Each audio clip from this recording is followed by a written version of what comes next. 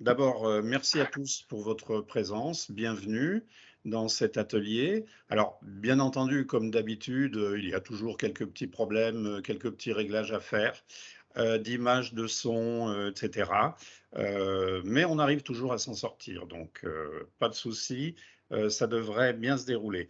Alors, avant d'entrer dans le vif du sujet, dans le sujet du jour, euh, voilà, alors cet atelier, donc son titre, c'est AFH et comité, moins malade, pourquoi je m'engage? Alors pourquoi on a choisi de faire cet atelier? Eh bien, c'est parce que, évidemment, depuis plusieurs années, il y a des évolutions très positives dans les traitements, dans les médicaments, et puis dans les protocoles de soins et les soins qu'on peut recevoir par l'ensemble des équipes médicales. Et alors, du coup, on peut se poser la question, mais bon, est-ce qu'une association de patients, elle sert à quelque chose encore? Donc, c'est un petit peu sur ce thème-là qu'on veut discuter ce soir. Alors, pour les intervenants, donc il y a, non, reviens juste un tout petit peu en arrière. Voilà, il y a donc Annie Borel-Derlon, qui est la présidente du conseil scientifique de l'AFH, qui est médecin. Il y a Jean-Marc Dien qui est secrétaire général de l'AFH jusqu'à samedi, et puis on verra après, hein, en fonction du vote. Et puis moi-même, Marc Vincent, donc je suis administrateur et responsable du groupe de travail adhérents, bénévoles et comités.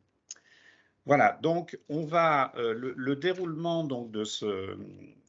On peut peut-être passer à la diapo suivante. On va voir plusieurs aspects. D'abord, on va vous laisser un petit peu la parole, ou plutôt l'écriture, hein, avec un titre qui est l'AFH dans mon environnement. Ensuite, ce sera le docteur Annie Borel-Derlon qui va plutôt intervenir sur les actions communes soignants AFH et qui va prendre quelques exemples et dire l'intérêt de ces actions communes. Et ensuite, Jean-Marc Dien et moi-même, on reprendra la main pour parler de l'adhésion, le bénévolat. Ce sont les pierres angulaires de l'AFH et qu'est-ce qu'il est possible de faire. Voilà, et puis on prendra un petit temps à la fin de débriefing. Voilà, je vais tout de suite laisser la place à Jean-Marc pour la Bien, première donc, partie. bonsoir. La question là que l'on voulait vous poser, c'est à chacun. Donc, l'idée, c'est que vous puissiez cliquer sur l'onglet conversation qu'il y a au-dessus de votre présentation, là, de votre fenêtre, et de dire bon, quel peut être le rôle de l'AFH au niveau régional, au niveau national, dans un premier temps. Donc, Mélanie va regrouper un peu vos réponses ou même, voir peut-être vous exprimer. Je sais, on peut faire ça aussi si vous voulez prendre la parole. Sans, voilà, on souhaite que les paroles soient brèves, parce qu'on a pas mal de choses à vous dire. Donc, voilà. Donc quel est peut-être le rôle de l'AFH, donc au niveau national ou au niveau régional? Donc on vous demande, peut-être, d'avoir quelques remarques à nous proposer sur ce rôle de l'association. Pour vous, au niveau, qu'est-ce que ça représente au niveau national? Qu'est-ce que l'AFH peut avoir comme rôle et au niveau régional? Alors moi, je vois répondre aux nombreuses questions que les patients peuvent se poser. Alors ça, c'est au niveau national ou au niveau, je pense que c'est sur les 2. Permettre le partage d'expériences. Au niveau national, ça peut être du lobbying, oui, tout à fait, hein. C'est-à-dire que l'AFH est présente dans de nombreuses instances aussi pour faire entendre la voix. N'hésitez pas à écrire, même un mot, hein, même, une seule, ou un verbe.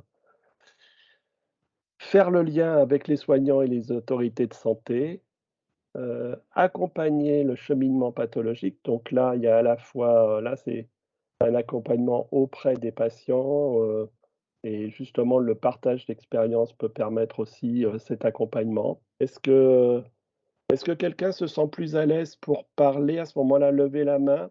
Ah voilà, une nouvelle intervention, donc nationale et régionale, donc c'est aider les patients à mieux vivre avec leur pathologie. Ça, c'est au niveau régional plutôt peut-être, et au niveau national, je vois assurer le plaidoyer auprès des autorités de santé. Expliquer et organiser plus de rencontres entre patients et familles de patients au niveau régional. Donc il y a un travail à mener. Je pense que dans les régions, il y a des choses qui se passent, et voilà, on va et qui permettent ces rencontres. Donc créer du lien, donc ça c'est un élément, essentiel, hein, qui revient. Donc ce qu'on peut dire, c'est qu'il y a de l'accompagnement, créer du lien, mettre en place du plaidoyer de santé, heu, répondre aux questions aussi, être là pour, en réponse, et avoir des informations compréhensibles. C'est-à-dire que faire le lien justement, peut-être, rendre certaines informations, j'allais dire un peu de spécialistes, hein, parce que bon, il y a le monde médical, mais il peut y avoir aussi, les autorités, de tutelle, ou des organismes que l'on va contacter, et donc de pouvoir, être là en tant que, c'est toujours de l'accompagnement, mais sur des choses plus précises, et faire en sorte que mettre les les questionnements, les réponses, faire en sorte que chacun puisse, bien les appréhender. Je vois prévenir quand il y a des urgences, soit dans les traitements, retrait de l'eau, donc soit des recommandations comme pour la pandémie, tout à fait. C'est-à-dire que dès qu'il y a un questionnement sur une partie, médicale, sur une alerte, de sécurité sanitaire, l'association doit être présente. Mettre les informations à jour, tout à fait, c'est-à-dire avoir quand même faire une veille sur le sujet, sur tous les sujets. Alors, au niveau régional, entretenir de bonnes relations avec le milieu des soignants pour mieux identifier, aider les pairs dans les actions d'OTP, donc ça, c'est tout à fait, important. C'est-à-dire qu'il y a la filière mémo, et donc et puis, tout le maillage des réseaux des CRC. Il faut que ça puisse être pris en charge, enfin, que les questionnements se fassent avec eux, dans les régions, tout à fait. Donc les régions des rencontres en formation bénévole. Donc ça, c'est des rencontres de formation, ça c'est au niveau national pour les formations des bénévoles, mais aussi les formations où il y a des formations pour les personnes, pour pratiquer, l'éducation thérapeutique. Alors moi, ce que je note, c'est que finalement, on est là aussi dans le quatrième point, l'AFH qui sera, l'AFH propose des actions, qu'en attendez-vous? Donc c'est un petit peu, là dans les réflexions qui sont faites, dans les remarques qui sont faites, on sent bien que c'est ce que chacun d'entre vous, chacun d'entre nous attend, de l'AFH, soit au niveau régional, soit au niveau national. Oui, tout à fait. Après, vous avez la question, je pense qu'on peut peut-être, hein, Marc, passer à la question suivante, Voilà, la c'est question suivante, donc c'est, de quels moyens disposez-vous pour communiquer avec l'AFH? Là encore, AFH au niveau régional, le comité régional, et ou l'AFH, le siège au niveau national. Heu, donc quels sont les moyens que vous avez, que vous connaissez pour, communiquer avec l'AFH?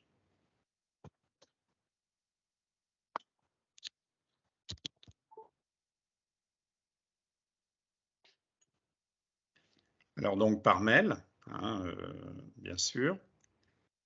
Ce qui implique, pour les bénévoles engagés régionalement ou nationalement, de mettre à disposition ces adresses mail, ce téléphone, heu, voilà, les réseaux sociaux, téléphone, mail, heu et puis, AFH Info Service, hein, dont on va parler pendant le congrès, d'ailleurs, hein, avec une table ronde, hein, sur, AFH Info Service. qui est un canal justement d'information, d'échange d'informations fiable, on va dire, et mise à jour. Donc, on parle aussi de courrier, hein, donc j'imagine le courrier écrit. Et puis, c'est répété plusieurs fois, donc des mails, le conseil d'administration, hein, la communication que doit faire le conseil d'administration auprès de tous les adhérents, et AssoConnect, avec maintenant les sites qui sont dans chacun des comités régionaux.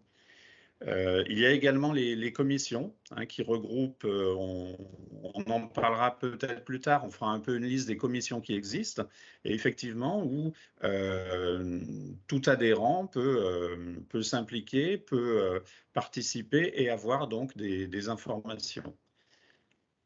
Les autres instances, donc Béatrice, est-ce que tu pourrais prendre la parole pour expliquer un peu ce que en tant que moyen de communication avec l'AFH, les autres instances? Oui, alors bonsoir à tous. Je pensais aux assemblées générales où on fait et les ateliers lorsqu'on conduit les assemblées générales. Donc, c'est le moment de parler, de communiquer, de faire, de porter la voix l'un des autres ou la sienne même. Et c'est à ça que je pensais au conseil d'administration, aux réunions de bureau, réunions de commission. Voilà, c'est ça. Voilà, alors ce qui est également noté donc, dans les moyens pour communiquer avec l'AFH, c'est les PPR, un patient parent ressources. Annie Borel-Derlon en parlera d'ailleurs dans quelques minutes. Ça fait partie d'un des points qu'elle souhaite mettre en exergue. Alors, durant les actions de l'AFH, parce qu'effectivement, il y a dans les régions et au niveau national, il y a des actions qui se font ponctuellement sur un week-end, sur une journée, sur une demi-journée. Et c'est l'occasion de communiquer avec l'AFH, c'est-à-dire communiquer, ça veut dire faire remonter des questions, poser des questions, avoir des réponses. Voilà. Alors, peut-être, Jean-Marc, est-ce qu'on peut passer à la Oui, question suivante, toujours ouais, pour faire parler les gens? ouais, moi, ce que je voulais dire par rapport à ces réponses-là, toutes les réponses que vous amenez, ce que cela ce que cela m'évoque, c'est, quand même il y a des moyens, des mails, il y a du courrier, il y a des conseils d'administration, des commissions, d'autres instances. Ça veut dire que derrière chaque axe moyen, il y a aussi des personnes. Voilà, le constat, il est aussi, là. Ça paraît évident, mais c'est bien quand on le dit. Ça veut dire que il y a des personnes pour répondre, il y a des personnes pour recueillir les mails, pour ouvrir le courrier, et cetera. Voilà. Donc la question, donc on a beaucoup de moyens de communication pour l'association. De quels moyens disposez-vous pour communiquer là avec les soignants? Donc pareil, de quelle manière est-ce que vous communiquez avec les soignants? Si vous avez des canaux privilégiés ou d'autres qui sont différents de ceux que vous avez pu donner là? Alors je vois donc téléphone, mail, des rendez-vous annuels, le téléphone, le mail, mais aussi le rendez-vous annuel, donc je suppose c'est un rendez-vous en présence. Des réunions. Alors les soignants, on peut les avoir une communication avec eux pendant les AG, lors d'invitations qui sont faites, pendant les stages ETP, donc réunions et mails qui reviennent. Et donc là, bon, ce qu'il y a, il y a les stages ETP, mis en place par, les CRC. Alors, moi, plusieurs fois, là, vient le mot, 2 fois vient le mot réunion. Donc, effectivement, quand on parle des actions de l'AFH. C'est des actions, c'est pas effectivement, c'est pas chacun dans son coin, on en est tous bien conscients.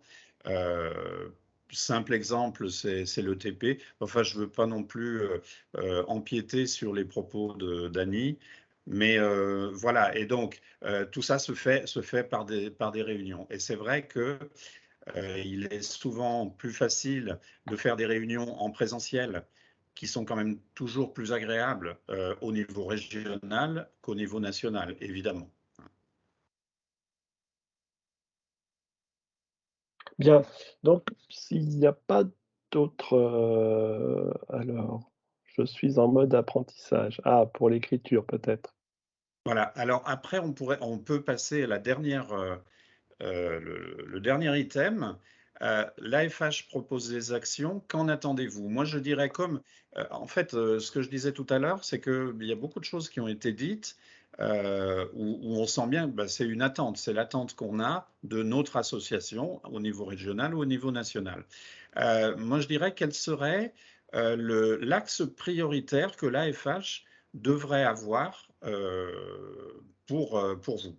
Alors, il y avait Marc Jourdain qui disait peut-être parler de collaboration au lieu de communication.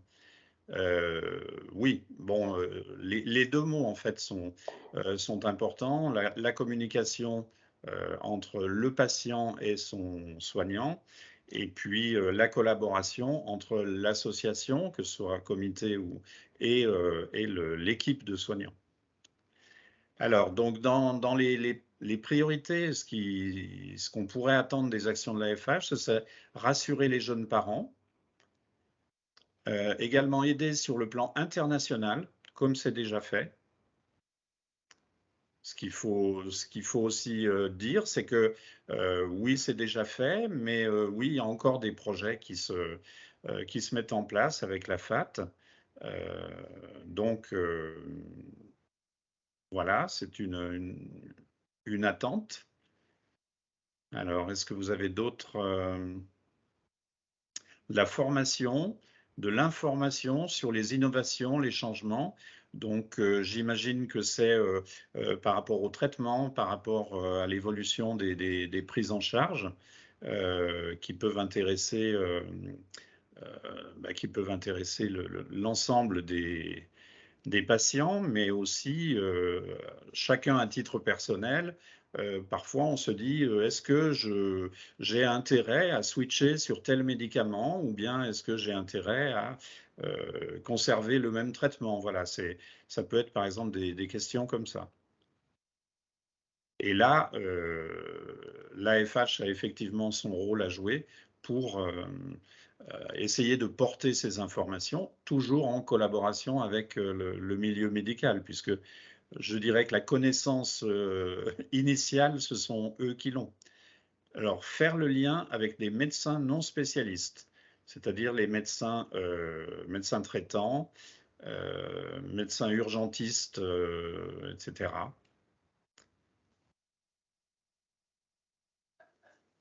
Oui, il y a aussi, les kinésithérapeutes, enfin ce sont il y a aussi des personnes, des professionnels de santé qui gravitent autour de la problématique aussi des maladies hémorragiques rares. Oui, tout à fait.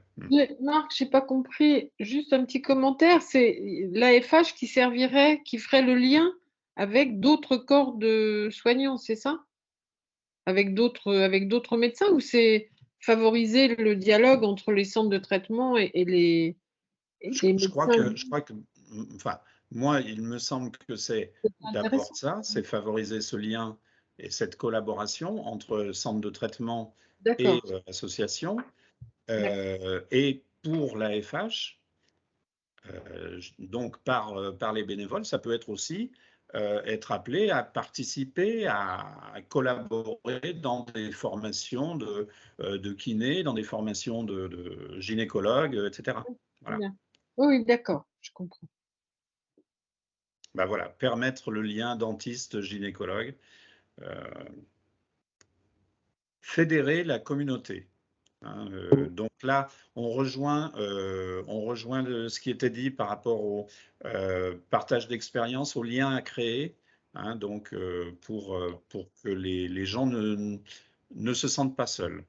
Voilà, et ça rejoint, enfin bon, fédérer la communauté, il y a aussi, être en capacité pour l'AFH de enfin, faire en sorte, que les patients soient en capacité de mieux comprendre leur pathologie pour qu'elle ne soit pas un fardeau au quotidien. Hein, il y a la question de, pouvoir, bah, c'est toujours on revient sur, l'accompagnement que l'on avait au début, et donc les échanges entre, et le lien que l'on peut mettre en place. Voilà, est-ce qu'il y a encore d'autres réactions? Ou alors oralement, si quelqu'un. Donc, rompre l'isolement, Oui, tout à fait, oui, et c'est contre l'isolement. voilà, Ça, c'est c'est relié avec le fait d'être une communauté. Donc, prendre en compte les proches et les aidants. Donc ça, bah voilà, par exemple, c'est un exemple d'une action, notamment bon, la commission femmes qui travaille là-dessus pour partie, et puis un atelier qui sera proposé samedi après-midi à Lille au Congrès mmh, sur les aidants. Voilà, parce que c'est quelque chose qu'il faut prendre en compte. Ce que je alors j'espère que Mélanie, tu as bien pu, tout prendre, en note parce que je crois que Tout ça est va faire du travail de mouliner tout ça pour dire, bon voilà, on se redonne un élan, dans l'association et on peut à partir de là, je ne veux pas tirer de conclusion, mais on peut à partir de là, dire à des personnes bah voilà, oui, adhérer à l'association parce qu'elle peut aider à faire ceci et faire cela. Voilà. voilà, On- c'est un bon thème d'argumentaire, pour l'association. Je rappelle, ce que disait Marc tout à l'heure, c'est est-ce qu'il y a malgré les vous voyez que malgré, les progrès, les évolutions et cetera, il y a toujours besoin de cette fibre, enfin besoin de ce lien déjà, si on veut faire un grand résumé, du lien et justement de fédérer une communauté, pour pouvoir, ne pas se sentir seul, être en capacité de ne pas, supporter sa maladie comme un fardeau, et donc le travail est toujours là sur le métier, on va dire. Voilà, et je vais bondir sur l'occasion pour donner la parole à Annie Borel-Derlon, pour dire que créer une communauté, faire des liens entre les patients, et puis donc partage d'expériences, etc.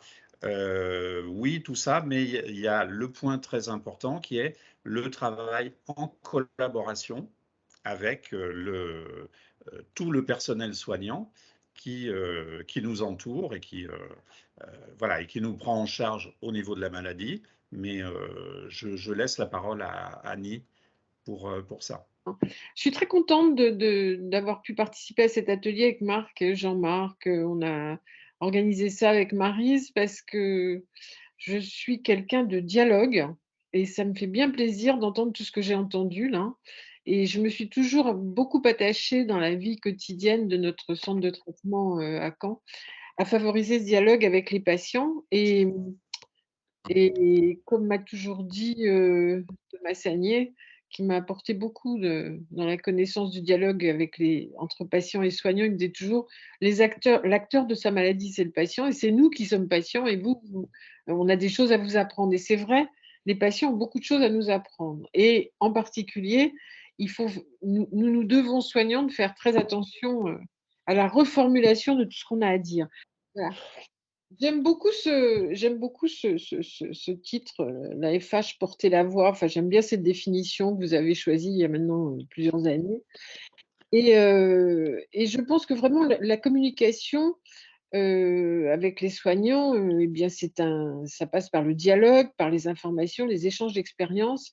Mais s'impliquer dans le dialogue avec les soignants, c'est important d'avoir aussi le dialogue entre les patients. Et je pense que c'est important que nous, on favorise, nous soignants, et en particulier les médecins, qu'on favorise le dialogue entre les patients, parce que vous ne formulez pas les choses de la même façon, et c'est important pour la reformulation et pour aider les autres patients, faire des partages d'expériences, c'est très, très enrichissant quand on le favorise entre les patients et entre les patients et les soignants.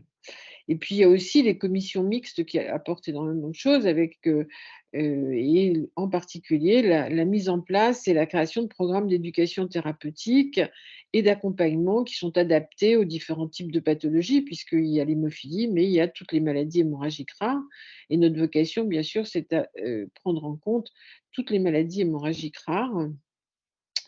Ces programmes d'éducation thérapeutique, d'ailleurs, en général, enfin, d'une manière générale, sont appliqués aux différentes pathologies, aux différentes générations aussi, parce qu'il est clair qu'on ne va pas parler à des enfants comme on parle à des adultes, ou même à des patients plus âgés qui ont tout un historique de l'hémophilie derrière eux. Il y a un historique qui souvent est douloureux et c'est une façon aussi d'initier aux nouvelles thérapeutiques. Donc, j'ai envie de dire qu'en fait, avec l'AFH, il y a un tout. Il y a les soignants, les patients de l'AFH. Quel partenariat pour quels objectifs? Alors, si les patients apprennent des soignants, les soignants apprennent des patients. Et ça, c'est ma première définition à laquelle je tiens beaucoup, et je viens de vous la citer tout à l'heure en introduction.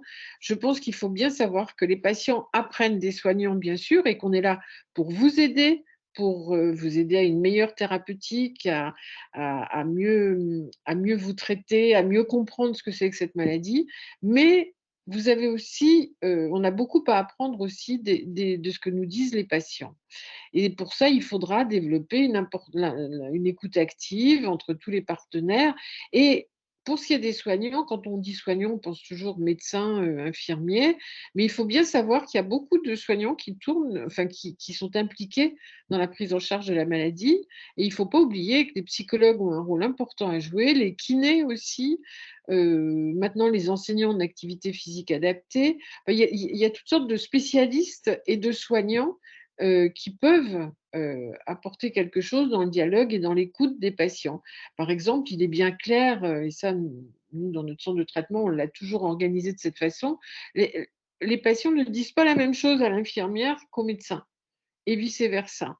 Et ça, nous, on a eu des expériences comme ça que je ne prendrai pas le temps de vous raconter là maintenant, mais extraordinaires avec, quand on faisait les consultations avec la première infirmière que nous avions, Patricia Guillon, eh bien, les jeunes en particulier, les jeunes adolescents ne disaient pas la même chose à l'infirmière. Ils allaient la voir après dans son bureau et elle revenait me voir en me disant ça ne va pas là, le message n'est pas passé. Donc, c'est pour dire l'importance de ce dialogue pour vous aider et pour aider les patients, quel que soit leur âge. Et en particulier, je suis très attentive, j'ai noté ce que vous disiez tout à l'heure, il y a quelqu'un qui a fait part de l'aide pour la famille, les aidants. C'est vrai qu'il faut bien prendre en compte, c'est très important de prendre en compte la famille et les aidants. Alors, un autre point important de cette communication avec les soignants, eh bien, c'est que tous les patients peuvent s'impliquer et en particulier, donc, ce qui a été une politique très importante de l'AFH, qui est la mise en place des patients ressources. Alors, au départ, il avait été proposé par la DGOS et la DGS d'identifier pour les maladies rares, pas seulement pour les maladies hémorragiques, pour toutes les maladies rares, de favoriser la formation de patients experts. Et donc, avec le groupe The 3P dont je vais vous reparler tout à l'heure, qui est un groupe pluridisciplinaire et avec des patients, et qui comprend des patients aussi, nous avons reformulé ce terme de patient expert pour dire que c'est un patient ressource. Parce que je trouve que c'est vraiment la bonne définition. Parce que si le patient est expert de sa maladie, il peut être là en ressource pour aider les autres et pour favoriser, il intervient vraiment de façon constructive entre le patient, sa famille, les aidants et l'équipe soignante. Et donc ça, c'est un point très important et que nous avons pu mettre en place avec l'AFH et quelques collègues et qui maintenant, dans tous les centres de traitement, alors il y a les patients ressources, il y a les parents ressources. Et puis maintenant, ce que je trouve formidable, c'est qu'il y a beaucoup de jeunes patients qui ont bénéficié de l'éducation thérapeutique, par exemple, quand ils étaient enfants, adolescents, et qui maintenant se lancent dans l'aventure et suivent la formation de patients ressources pour aider à une écoute plus active les adolescents et les plus jeunes patients. Ah oui, non, la diapo suivante. J'ai appuyé sur j'ai cru que je faisais passer ma diapo, mais pas du tout. Donc, l'éducation thérapeutique, alors je vais insister sur l'éducation thérapeutique parce que c'est vraiment, en dehors du fait que c'est un peu mon cheval de bataille et que ça fait bien longtemps que je pratique l'éducation thérapeutique et que j'ai appris beaucoup de choses avec l'AFH en mettant en place des programmes d'éducation thérapeutique. Donc, en fait, on avait défini tout ce que nécessitait un programme d'éducation thérapeutique et à quoi ça servait. Donc, bien entendu, ça doit concerner les patients et leurs familles et les aidants, avec les soignants du centre de traitement qui met en place ce programme d'éducation thérapeutique. Donc, ça peut être des médecins, des infirmières. Nous, on a fait intervenir dans nos programmes des chirurgiens. On parlait tout à l'heure de dentistes, des kinés, enfin bon. Et ça nécessite un point très important, c'est une grande disponibilité et des patients ressources, et la disponibilité des soignants. Ça permet de faire des mises en situation, de travailler sur la qualité de vie, de favoriser le dialogue, et ça permet d'identifier les objectifs éducatifs pour favoriser et optimiser la vie quotidienne des patients et sa qualité de vie. Un point très important dans ces programmes d'éducation thérapeutique sont les groupes de parole et les temps d'échange entre les patients. L'expérience d'un patient est bien souvent bien meilleure pour un autre patient et bien plus intéressante et constructive que l'expérience qui pourrait être apportée par le médecin. Je vais vous illustrer ce que je viens de vous dire. Je voudrais l'illustrer par des actions qui ont été faites pour vous donner des exemples pour ceux qui ne le sauraient pas. Donc, il y a un groupe qui s'appelle le groupe The 3P. C'est une définition, c'est une appellation que nous avions choisie au sein de ce groupe de travail qui réunit des médecins, des infirmiers, des psychologues et également de nombreux patients, plusieurs patients, pour essayer d'aller au-devant des souhaits des patients de la FH en fonction des circonstances. Tout à l'heure, on parlait de la pandémie. Vous voyez, au moment de la pandémie, on a mis en place des ateliers en visio autour du Covid et qu'est-ce qu'il fallait faire, etc., les urgences par rapport au Covid, enfin bon.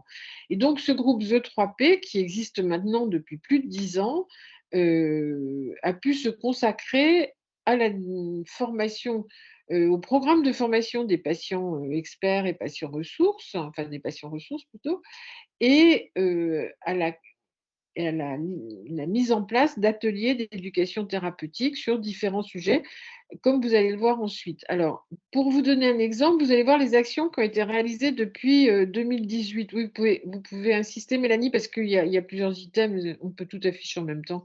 Les actions réalisées 2018, par exemple, eh bien, il y a des week-ends, il y a eu des week-ends au niveau national organisés à Paris pour les patients atteints de maladie de Villebrand. Ce sont 2 jours où on se consacre à la maladie de Villebrand. Alors, ça a été dans un premier temps surtout les patients atteints de maladie de Villebrand sévère.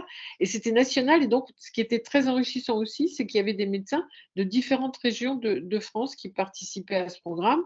Lequel programme, on l'avait établi avec le groupe The 3P. Et j'ai oublié de vous parler d'un maillon très, très important dans le groupe The 3P. J'ai oublié de vous citer, de parler de Sophie Heisseger, qui travaillait pour EduSanté et qui travaille pour l'AFH et qui est qui est spécialiste de l'éducation thérapeutique et qui nous a beaucoup aidé pour formaliser ces programmes. Nous avions mis en place avant 2018 un NEMO-MOOC, c'est-à-dire un MOOC pour faire de l'enseignement virtuel sur l'hémophilie mineure. Et donc, en 2018, il a été décidé de réactualiser ce MOOC. Il y a eu aussi, vous voyez, en 2018, on était à la 6e promotion de formation des patients ressources et avec des binômes soignants-patients ressources. Parce que pour ceux d'entre vous qui ne le sauraient pas, les patients ressources, ils ont une formation qui correspond à la formation des 40 heures qui permet après d'intégrer un programme d'éducation thérapeutique et d'aider à la formalisation du programme, mais aussi à son déroulement, à son bon déroulement. Il y a eu aussi donc la conception du premier programme d'éducation thérapeutique au niveau national pour les pathologies plaquettaires. La conception et la mise en œuvre d'un atelier de TP à distance pendant le confinement. Alors, pendant le confinement, on a fait plusieurs ateliers en virtuel, des ateliers sur comment se présenter aux urgences pendant l'épidémie Covid. Et puis, on participe aussi à l'accompagnement pour les appels à projets de la DGOS, mais ça, c'est pas franchement ça vous montre qu'on peut faire aussi, le couple patient-soignant peut aussi intervenir auprès des organismes de tutelle et en appui. Tout à l'heure, on parlait justement de quelqu'un, j'ai relevé le terme qui avait été utilisé. Voilà, la mise en place, participer et remonter au plaidoyer de la santé, c'est un petit peu ça, vous voyez? C'est remonter, que ce dialogue entre patients et médecins et soignants puisse remonter auprès de la DGOS, de la DGS, dès qu'il y a un problème qui pourrait être un problème sanitaire. En ce moment, par exemple, avec le conseil scientifique, on est en train de voir quelle communication on va pouvoir apporter à propos de la variole du singe. C'est encore un exemple, vous voyez, tout à fait récent sur lequel je passe pas mal de temps en ce moment. Voilà. Alors, c'est pour vous donner une idée de ce qui peut être développé, tous les points qui peuvent être développés dans un programme d'éducation thérapeutique. Je vous ai pris comme exemple les ateliers qui étaient organisés en virtuel pour EmoMOOC. C'est encore un autre exemple qui vient en plus de ce que je vous ai dit avant. Donc, vous voyez, il y a un atelier qui était sur mieux connaître l'hémophilie mineure, un autre sur tout savoir sur les saignements, un autre, j'ai un accident hémorragique, une inquiétude en pratique, je fais quoi? Et vous voyez que pour tous ces ateliers, vous voyez l'importance que ça se fasse dans un contexte de binôme soignant-patient et donc soignant-AFH. C'est absolument essentiel.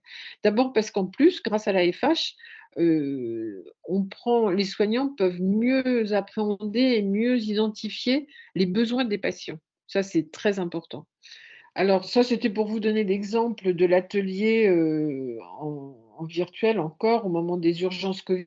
C'était comment se présenter aux urgences au moment du Covid. Et est-ce qu'il y avait un intérêt, est-ce qu'un patient hémophile qui aurait eu le Covid devait être prioritaire sur les autres? Quelle était la filière à suivre? Donc, on a fait cet atelier en virtuel 6 fois, avec un animateur qui était un patient ressource, les co-animateurs étaient des professionnels de santé, et il y avait aussi Sophie Heiseger qui nous aidait au titre de l'éducation thérapeutique. C'est un programme qu'on avait mis en place avec Thierry Lambert et Nicole Bouvet, l'infirmière de Fidelem, la présidente de Fidelem. Alors, je vais aborder maintenant sur les diapositives suivantes un programme bien particulier qui en plus rentre complètement dans le terme actuel, puisque c'est comment vivre si on est moins malade. Eh bien, avec les traitements actuels, on a la chance actuellement de connaître des transformations avec les nouveaux traitements et en particulier avec cette nouvelle molécule qui est Hemlibra. Et on a mis en place un programme d'accompagnement pour les patients atteints d'hémophilia et traités par Hemlibra. Donc, alors c'est un programme d'accompagnement, c'est un petit peu particulier, c'est parce qu'on ne pouvait pas dire éducation thérapeutique, parce que tous les outils qui sont proposés dans ce programme ont été financés par le laboratoire Roche, et donc de ce fait, on ne pouvait pas dire que c'était de l'éducation thérapeutique, mais on l'appelle programme d'accompagnement et qui s'appelle programme Transform, parce que pour bien faire ressentir que les patients sont transformés par ce nouveau traitement. Donc, on a constitué un groupe de travail interdisciplinaire avec médecins, infirmières et des patients ressources, bien sûr, et un patient ayant aussi un antécédent d'inhibiteur et pour que ce programme d'accompagnement puisse concerner d'une part les patients avec inhibiteur et d'autre part les patients sans inhibiteur. Alors, donc, c'est une initiative qu'on avait eue au nom de la FH, Thomas Sagnier et moi, parce que ça me semblait très important dès que le produit est arrivé en ATU, en autorisation temporaire d'utilisation, pour aider les patients, parce que c'est une telle transformation de la symptomatologie que c'était très important. Il nous semblait très important de pouvoir aider les patients pour mieux identifier toutes les transformations qui allaient arriver. Et donc, c'était soutenu par la filière Mémo. Et alors, donc, diapositive suivante, ça, c'est un point très important. Il faut que vous reteniez bien que, en fait, l'éducation thérapeutique et la collaboration avec l'association des hémophiles, l'enseignement qu'on peut apporter aux patients, ça fait partie des recommandations pour la mise en place des centres de traitement. Il faut que les soignants aient bien compris que c'est une de leurs responsabilités, ce sont des missions des centres de traitement et qu'il faut savoir collaborer avec l'association des hémophiles, avec des patients ressources et participer à des programmes d'éducation thérapeutique.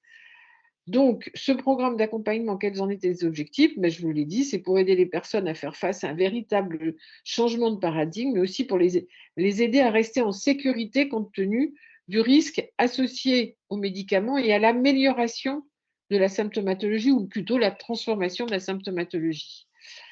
Et donc, d'essayer d'aider les patients à mieux identifier, d'une part, la sécurité que ça leur apporte, mais aussi les répercussions dans leur vie quotidienne. Voilà, j'ai essayé de… C'est ma dernière diapositive, autant que je me souvienne, et j'ai essayé de bien vous montrer finalement tous les rôles que vous pouvez avoir au quotidien dans le dialogue avec vos soignants. Rôles qui sont… que l'AFH nous aide bien et vous aide bien à remplir. Est-ce que vous avez des questions ou des commentaires? Alors, je ne sais pas, on fait les questions et commentaires maintenant? Oui, on On peut peut faire. peut-être, oui, on Oui. peut prendre quelques minutes pour répondre à des questions. Peut-être pas toutes, mais au moins quelques-unes.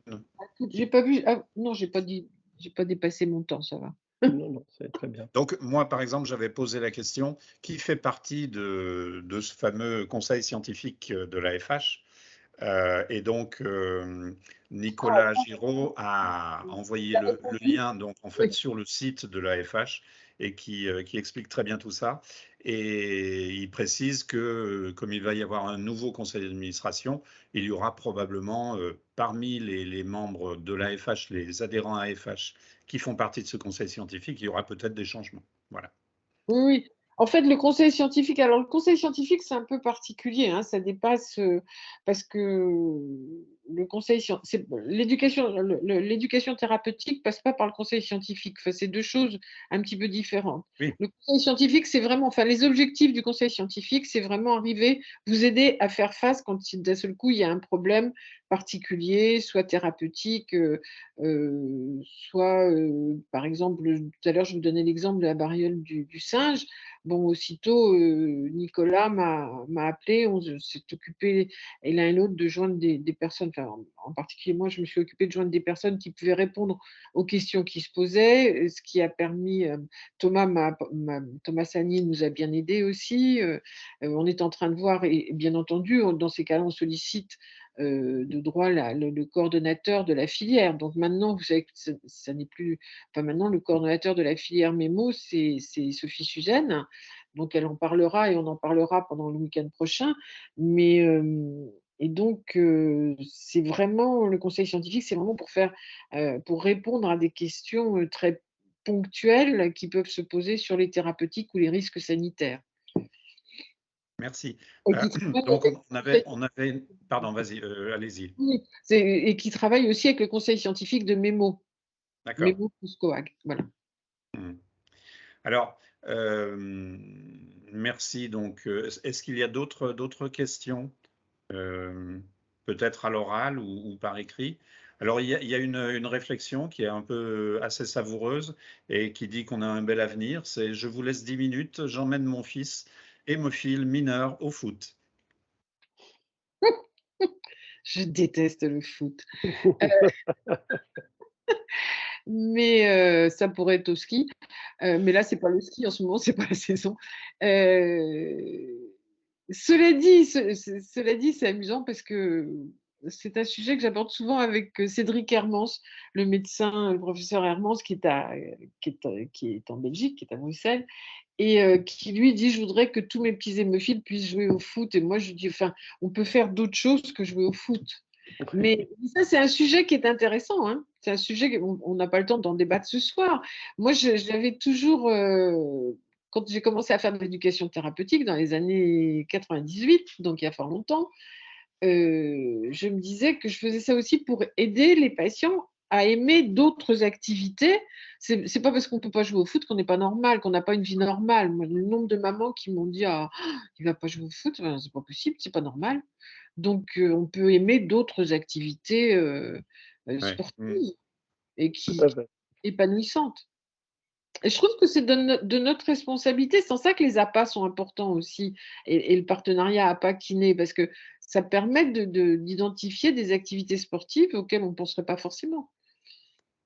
Tout à fait. Bien. Est-ce qu'il y a d'autres remarques donc il y a une remarque de Maryse qui dit merci Annie pour cette présentation très claire et aussi pour l'aide apportée à l'élaboration du programme du congrès.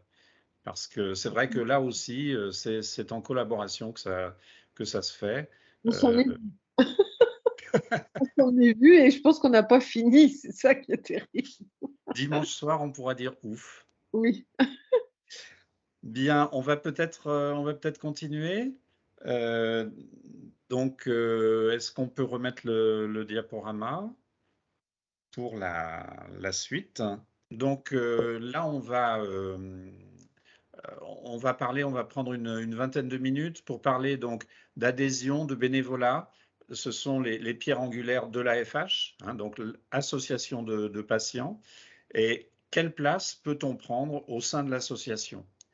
Je te laisse introduire les choses, Jean-Marc. Oui, bien, donc l'idée c'était vous voyez le déroulé un petit peu qu'est-ce que vous pouvez attendre de l'AFH, quelles sont les actions, quelle est la collaboration entre patients et soignants. Je vais peut-être essayer de mettre le mien à ce moment-là, Mélanie, si ça Je vais essayer de le relancer. Dites-moi si c'est peut-être mieux. non, ça fonctionne pas. Bah, Bon, c'est les aléas de la technique, on va dire, hein,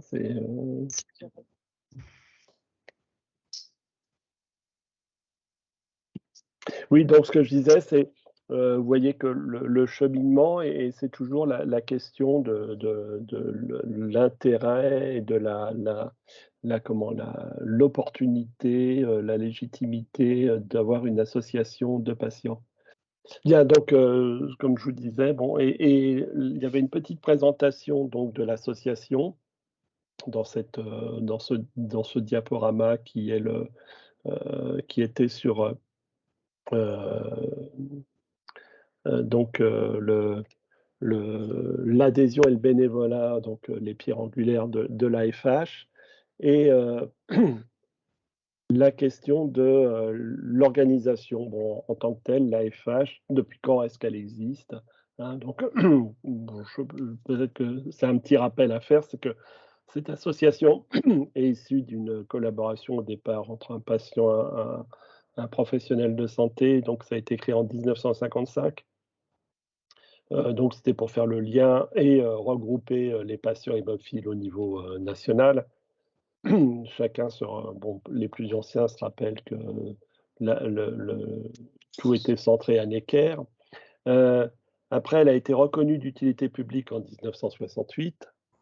Donc, l'association regroupe donc des personnes